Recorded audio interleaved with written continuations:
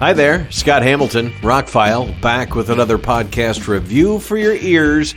Going to be talking about the 1988 film, They Live. I'm a big John Carpenter fan, and this is one of my all-time favorites. If you've never seen it, drop what you're doing and go watch the movie. It has scenes in it that are now part of our popular vernacular. This is where the line comes, I've come to chew bubblegum and kick ass, and I'm all out of bubblegum. This is where it comes from. Also, arguably, the greatest hand-to-hand fight scene is certainly the longest in any major movie. They Live came out in 1988. It had a $3 million budget. It grossed over $13 million, which is a hit.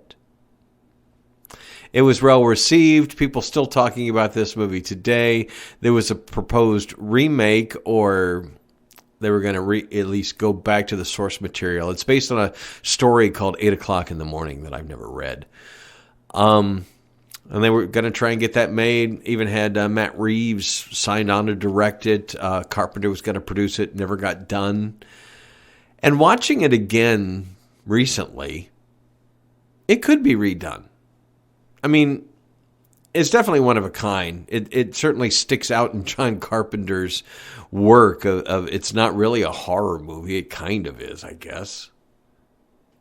But I think it's part of his Apocalypse trilogy, as they call it. This, Prince of Darkness, which is another one of my favorites and shares a lot of the same cast as this movie. And Escape from New York, I believe, are the three that are part of that trilogy, end of the world kind of stuff, I guess.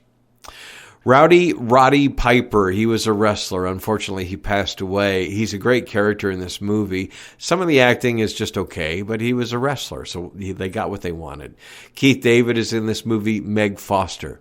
Keith David has the best voice. Meg Foster has the most amazing eyes. Those are probably the reasons why both of those. Well, and Keith David is at least as big as Roddy Piper and could hold his own in a fight with him, or at least believably so. John Carpenter does the music with his partner Alan Holworth. It's amazing they pulled this off for $3 million. Watching it today, it's like, wow. They filmed it over 8 weeks, kind of on location, guerrilla filmmaking. Came out really well and holds up really well. At the beginning of 2021, this and several John Carpenter movies were released in 4K around the world, some in the United States by Shout Factory, some overseas by Studio Canal. I checked out the 4K edition, and I have owned every version of this movie on DVD and Blu-ray, VHS even. This is by far the best it's ever looked. I would say it looks even better than it did when I saw it in the theater back in 1988, and I did. I have always loved this movie. It's always felt long to me, and watching it now, it didn't. It's a 90-minute movie. There's nothing long about it, 94 minutes. When I was young and I was looking for science fiction movies to watch, this movie takes a long time to get to the twist, to the science fiction part.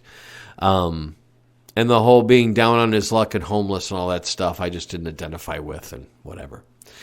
Now, as I'm an older gentleman and had some trials and tribulations in my life, I get that part of the movie much better now. And the movie flows a lot quicker, given that I was watching this with my modern podcast reviewer eyes. What jumped out at me at first with this new 4K edition that came out, like I said, back in January,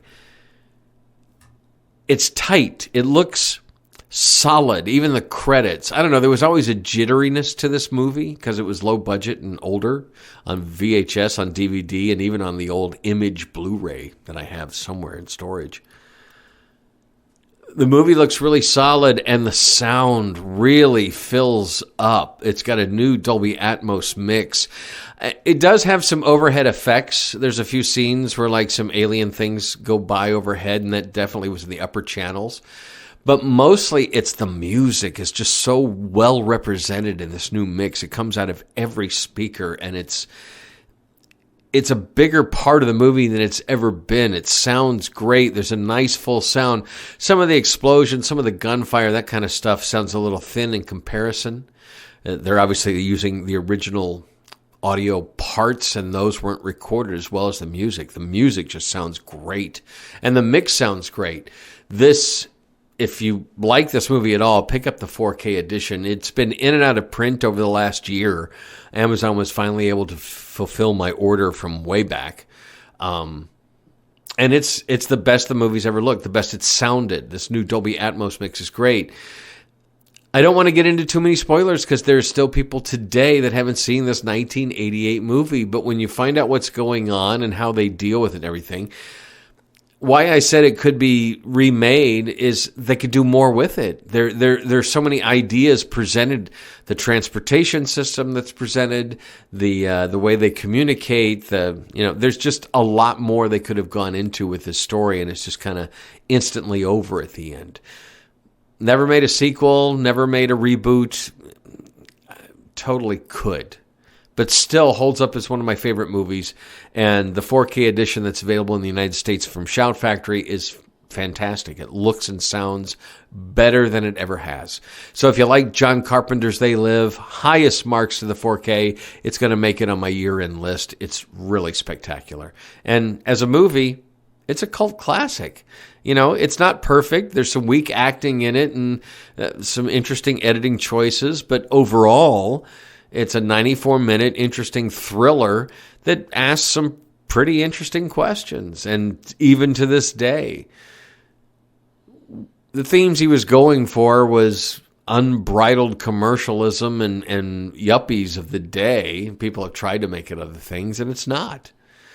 It's an interesting commentary, as some of the best are. I mean, look at, the original Dawn of the Dead had some commentary on consumerism. This does as well. Check out They Live if you've never seen it, and if you have, pick it up in 4K. It looks fantastic.